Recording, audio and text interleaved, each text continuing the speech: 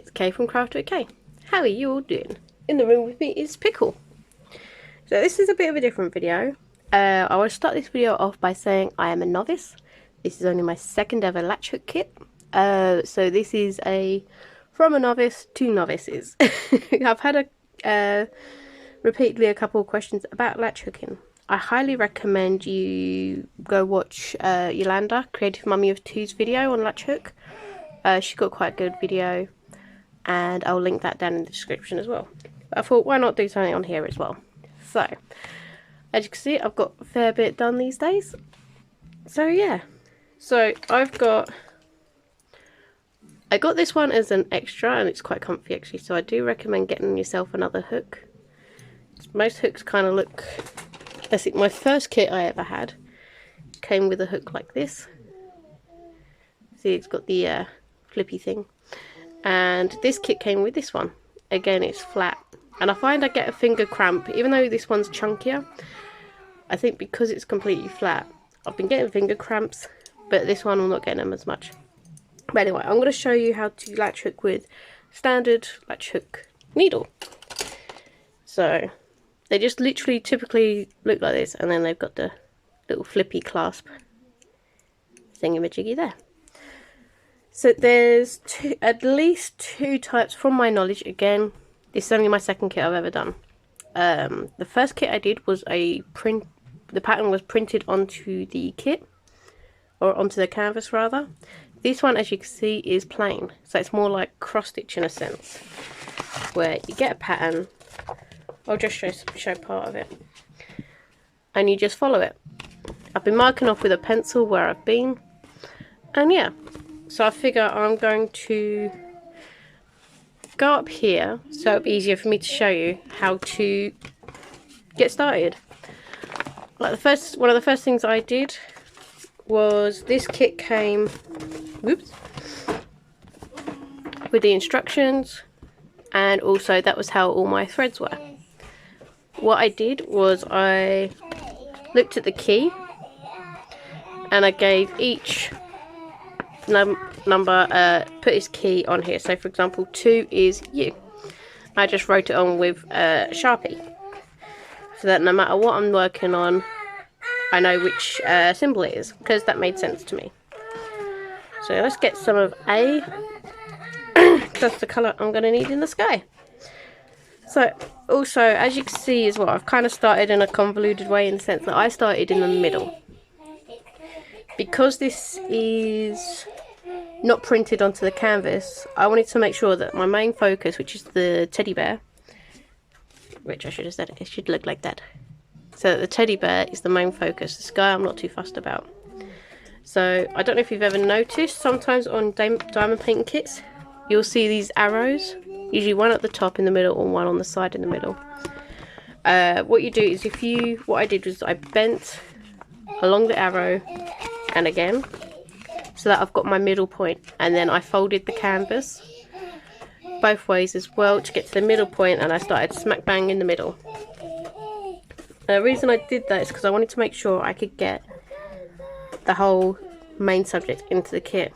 As it turns out, this is actually one row too short, but that's fine. It's just one row of sky that it's taking out, so it's really not that big of a deal for me anyway. No idea about width-wise yet. I hope that part on its own made sense. So yeah, so you get your thread, and then literally all you do is you can do it one of two ways. You can hook it on like that, and then when you push it through it will move up, or you can just literally, so you put your two ends together to make a little loop, and I just do that. Or you could just literally grab roughly the middle and literally just plunk it on.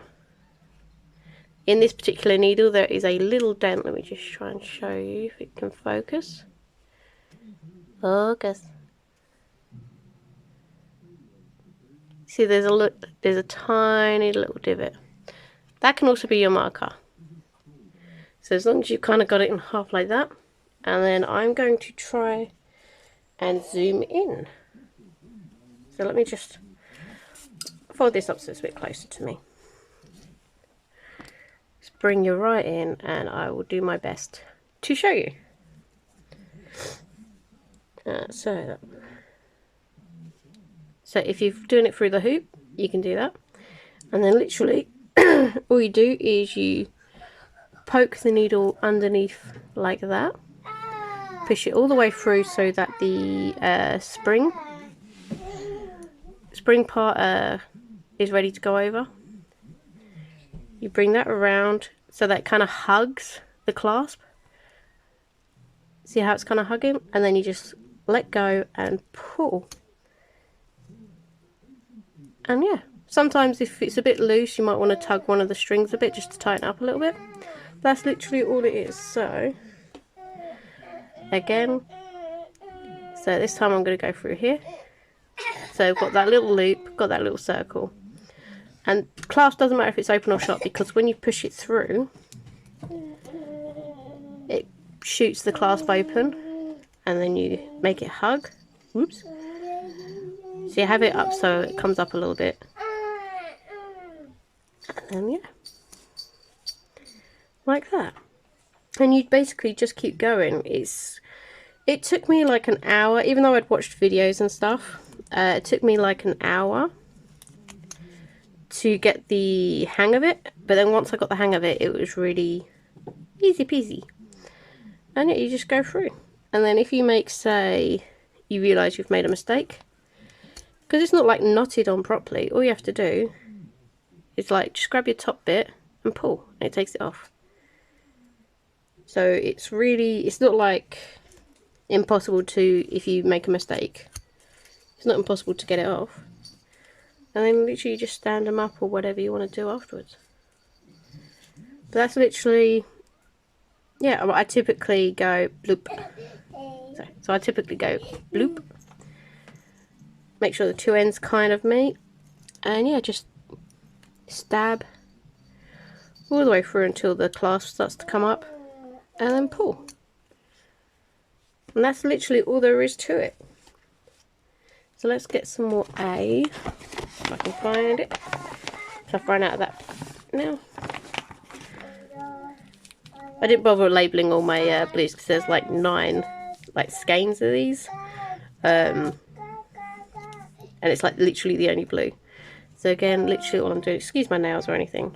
So again, if I was to go this way, again, it would literally, whoops. So let's try and show you here.